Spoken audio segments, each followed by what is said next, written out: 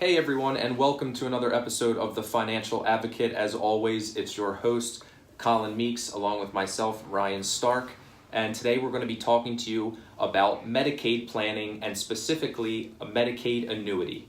Yes. So Colin, why don't you get us started a little bit and then I'll jump in. Yeah, so sure. So one of the big areas of our practice is we always tell people we do elder care financial planning. And the first question inevitably is, what is that? How is that different than regular financial planning or special needs financial planning?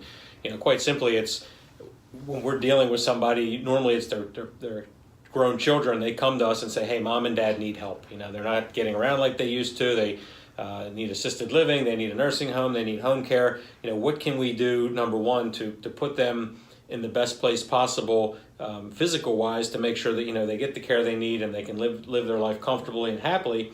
But number two, they've worked a long time to get the money they have. How do we go about making sure that, they protect it as best that they can while also getting the resources and care that they need? So elder care financial planning just sort of deals with all of those issues, and it can get kind of tricky and complicated, and it's not just us doing it. We use, a lot of times we'll bring in an attorney, or we'll bring in, there's other agencies that we can bring in to sort of help us do that, but that's, elder care planning. And an offshoot of that is what you mentioned with the Medicaid planning is, a lot of times we'll deal with folks that are going into nursing homes. And if it's a husband and wife, we want them to understand, and we're not going to get into the nuts and bolts details of it, but there are planning techniques that you can use to protect assets and not have to spend that $10,000 to $15,000 a month on a nursing home, still get that same level of care, but also protect assets for what they call the communal spouse, or the spouse that's not in the nursing home. So that was a mouthful. Yeah.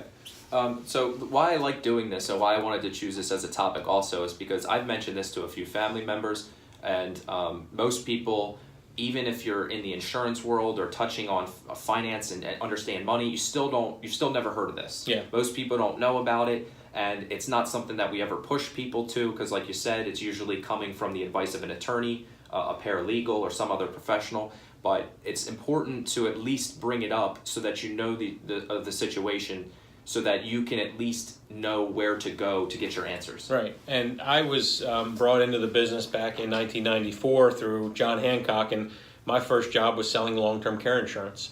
And basically back then, laws were way different. People could qualify for Medicaid a lot quicker. Nursing homes were not that expensive. I mean, we were looking at $3,000 to $4,000 a month for nursing homes. Now we're looking at $10,000 to $15,000 a month for nursing homes. So, but we could use insurance to protect if we could get them qualified, health-wise. The insurance was not that expensive, but I mean, things have just completely done a 180, and that was, 25 years ago.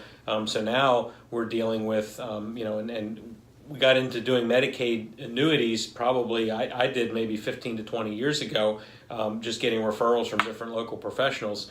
And now we're starting to see a lot more of them, just because of, the cost of long-term care insurance is so high. A lot of times people don't have it, and by the time they need it, they can't get it. They do have assets to protect, and there are legal practices that basically this is all they do. They do this type of planning, and then at the end of it, they need somebody to write what's called a Medicaid compliant annuity, and that's where we come in. So I'll start off by just going over the overview of the Medicaid compliant annuity, just to let you know kind of what the product is and what you'd be getting yourself into. It's an immediate annuity, which means that you're handing them a premium, and it could be transferred from another company if it happens to be an annuity, if it's in a brokerage account, wherever it is. It can be retirement, it can be non-retirement.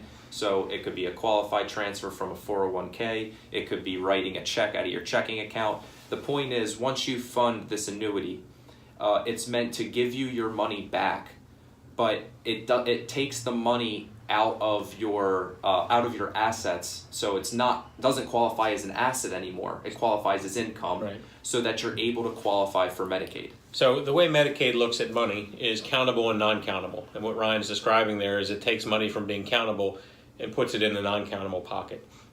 And again, this is a lot of work that lawyers do on the front end of things, and we're not trying to make you don't need to be an expert in this. You just sort of need to know, what do I do at the end of it? And that's just know that there's this type of product out there. And we have a case study that we will post to the show notes that will walk you through how it actually works with a husband and wife. Different states have different spend down limits, so it's, people will say, well, he spent all his money and then he went on Medicaid and he died with nothing, and that's not typically, but that's a lot of times what happens. And the goal of using this planning process and the Medicaid compliant annuity is to make sure that doesn't happen. Because what we're concerned about when we do this type of planning is, the person in the nursing home getting care, we want to make sure they're getting the care that they need, but we also want to make sure that if there's a spouse, that they're not broke, they're not kicked out on the street, and they have they don't have any assets. So we want to make sure that that, and that's what this process is there for. Yeah, and this usually, I've never seen anything high enough to be. This isn't something that millionaires are doing. Right. If you can afford care, it's usually being paid for it. I would say the average somewhere is around 75 to 100,000. Not always, but that's just something that I see, where you know that money is going to be gone in 7 or 8 months, right. And that's money you've saved your entire life, and you're going to be broke in half a year. Then this is something that can help you dodge that situation. Yeah, and I would say that this is one of those things where people don't actually believe it happens till they see it. We will get a frantic call from a son or daughter and say, Mom's been in the nursing home for 3 months. They've spent $40,000. They've gone through half their money, or 25% of their money, or whatever. What can I do? And that's like sort of the deer in the headlights. It's one of those things where this really forces you to do something. So just know that if that's happening to you or happens to somebody you can do certain things. It's not a matter of, hey, you just have to sit there and take it, because the way Medicaid laws work is, you spend down to a certain amount of money, and then, they will come in and take care of you. But we don't want you to spend down to that certain amount of money. We want you to do planning ahead of time, or at least, after the fact of it happening, but as quick as possible, so that, you're not dealing with a situation where you're blowing through 10, 15, 20 grand a month of, your parents' money that took them 60 years to save. Yeah, exactly. And this is something that's titled as crisis Medicaid planning. So right. Usually there's a very serious issue going on. This isn't something that you just do willy-nilly. This is something that a professional, if they're sitting down with you, whether it be the attorney or the paralegal or another professional, advising you and saying like, okay, it's time to pull the trigger on this type of plan. Right. And don't, if you're sitting out there thinking, oh, everything's fine because my parents have an annuity or I have an annuity. This is a specific type of annuity that must be purchased just for this type of planning. So just because you have an annuity that maybe you bought years ago, they have to have, and when you apply for Medicaid, the state actually looks to make sure that there's these 4 or 5 different characteristics that this annuity has. If it doesn't have one out of the 4 or 5, guess what? It doesn't work. And we only know of a handful of companies that offer these.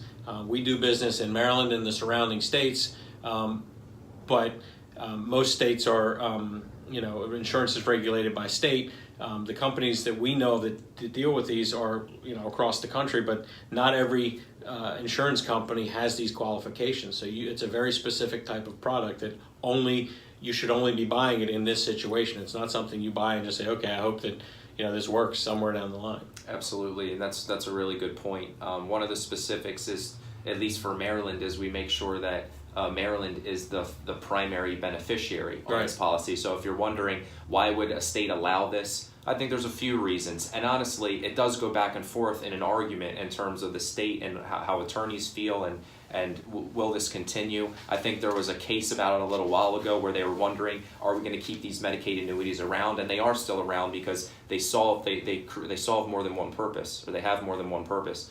But if you're wondering why the state would offer something like this, it's much like what Colin said before, is they don't want the spouse to have to go broke by putting their husband or wife into a nursing home paying $10,000 or $15,000. There's just, most people can't afford that. And so another reason that the state can take advantage of this annuity is they're the primary beneficiary. So should the institutionalized pass away and the annuitant pass away, there's something called a clawback provision. And I think we're getting a little bit too detailed in terms of what we're going to be talking about for this annuity. This is something that you'll really get into when we're planning I just wanted to give you some of the background of how this works and why it's different than a regular annuity. Yeah, and just know, I mean, like anything, I mean, it's not a golden, what do they call it, silver bullet, not a golden bullet. Right. It's not, there are some distinct advantages, but there are also some disadvantages. I mean, this is not like a magic annuity where you put your money there and all your problems go away. The first step in the planning process, though, is to know, hey, number one, this can be done, but number one, what we have to do is we have to get our hands around your complete financial picture. We need to look at your assets, your real estate, your debt, your income. We need to look at everything that both husband and wife own, and then, and only then, can we start to do the planning. And then we figure out, okay, what can we actually protect? What can we spend? What can we put in one's name instead of the other? All these different things come into it, and then at the end of that, and that's not us doing it, that's an attorney doing it, or that's a paralegal doing it, then and only then can we start to figure out, hey, is a Medicaid compliant annuity really going to work for this situation? We can't just, you can't just come in and say, okay, I need to put all this money into, this product and all of my problems are going to go away. Absolutely. I would say 95% of the work is done before we reach this annuity. Right. And this is like the final piece of the puzzle that says, okay, I need to qualify, so let's use this product. Yeah. And again, I mean, our compliance department will require us to put all kinds of disclosures into the notes of this podcast. Just know that, our disclosure is that we're not attorneys. We don't do any of that front end planning. I mean, there are look backs. They look back 5 years. I remember when both my grandparents went into a nursing home, my dad and I sat in my office and probably went through a half a box of copy paper, making copies of 5 years worth of bank statements and 5 years of their complete financial lives to make sure that, there wasn't anything crazy going on, so that when they went to apply, it was an actual valid application. So there are a lot of work on the front end of that before we actually get to this. So just know that our disclosures, we don't do any of that front end work. We're at the end of the process taking the order for the Medicaid annuity. But what we can do is we can refer you to the people that we know that we've had experience over the last 15 to 20 years that this is all they do, and they've had great success in doing it. Yep. I just talked to somebody actually this morning, which our first conversation started 2 days ago, but he gave me the rundown of, I had an attorney refer him to me, and I started having this conversation. I said, I'm going to have to go right back to the attorney and kind of talk about the situation, because I can listen to somebody's story in the first 5 to 10 minutes and know that I'm not ready to help them yet. I know somebody else is, and I got to get them, because there's so many steps you have to take before we get here, that I need to send them in the right direction first. Yeah, and again, you might have heard the term Medicaid planning, medical assistance planning. Just know that it's never too late to do this type of planning. I mean, I've personally signed applications in a nursing home room with an attorney and the patient, and the client there, the family. That's because that's the only place it could be done. So, it doesn't have to be ahead of time. I mean, we'd like it to be ahead of time, but a lot of times life happens and you're not able to do that. So just know that it's this type of planning, again, like Ryan said, is true crisis planning, and we can plan at any time during the crisis. Yep. I agree, and I don't really have anything to add besides the conversation I had. And usually this comes with an emotional toll. This process is tough and it's difficult because chances are your spouse has possible Alzheimer's or dementia, and you're just dealing with somebody that you almost don't recognize. And I see it take a big toll on people, and it's hard to get through this. So if you're in that boat, and you need some help, feel free to call us, and assuming you're in the state of Maryland, then we can refer you to somebody, or I can at least give you a good idea of who you need to go see next, because I know it's tough and it's nerve-wracking to live with somebody who has been your spouse for the last 40 years. You've lived in your current home for 20 years, and they wake up and all of a sudden they can't find the bathroom. It's a really scary time to go through. So if you need somebody to talk to, we're more than happy to help. Yep, and it's again, financial planning overall is 95% emotional. 5% numbers and 95% emotional. At least to us, that's what we always tell people, and we're more than happy to help. So if you find yourself in a situation where a family member is needing care or is going to need care, or you can sort of see the handwriting on the wall,